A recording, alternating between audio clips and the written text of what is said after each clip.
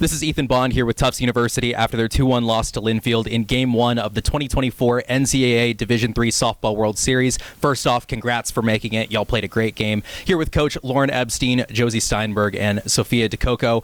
Coach Epstein, going to go to you first. Your thoughts on the game?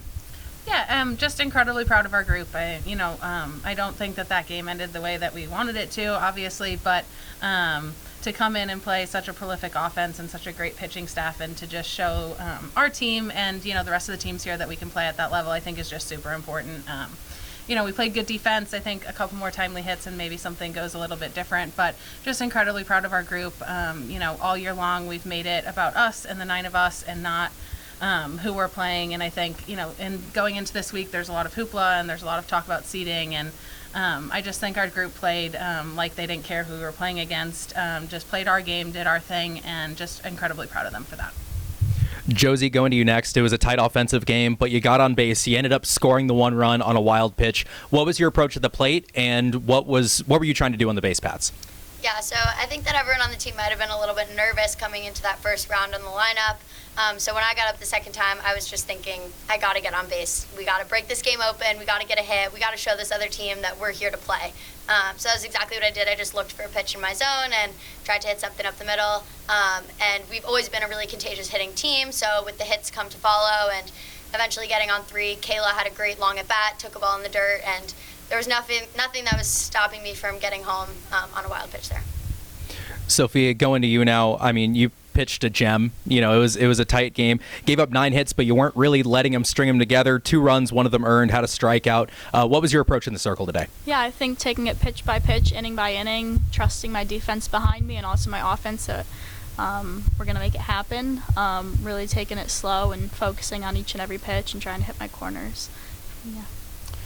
Josie, game 1 of the finals, you guys come in as the 8th seed. Linfield was the number 1 seed. Did you come in confident, or did you do something today that'll give you confidence in heading into the rest of the tournament? I think we were pretty confident coming in. We had heard from a lot of our alumni who played on this national stage, and I think that what everybody told us was just that you deserve to be here. And I think we believed that coming into today, but obviously with a lot of talk about seeding and being the 8th seed here, we wanted to show up and prove to everybody that we deserve to be here. We could hang with them. We were here to compete. And I think that's exactly what we did.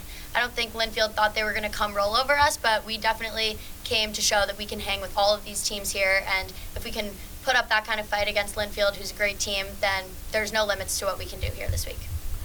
Coco, at the regional press conference, we talked to Josie and Rachel about how great it is to have 2 superb pitchers, all-American pitchers, as it turns out. I'm going to turn it around on you now. How great is it to have a shortstop who can make a play like that in the bottom of the 8th to save a game? I mean, how does that make you feel when you're in the circle? It's great. It lets me be like a lot more free when I pitch and not scared to put the ball in the zone and let them put it in play and just see what happens, knowing that Josie has my back and everyone in the infield and outfield, everyone on the field has my back. And I think that just gives me a better edge when I'm pitching. I can throw a lot more pitches that way. Coach, if you can just tell us what the next 24 hours looks like going into Game 2 tomorrow, or Game 2 for you guys.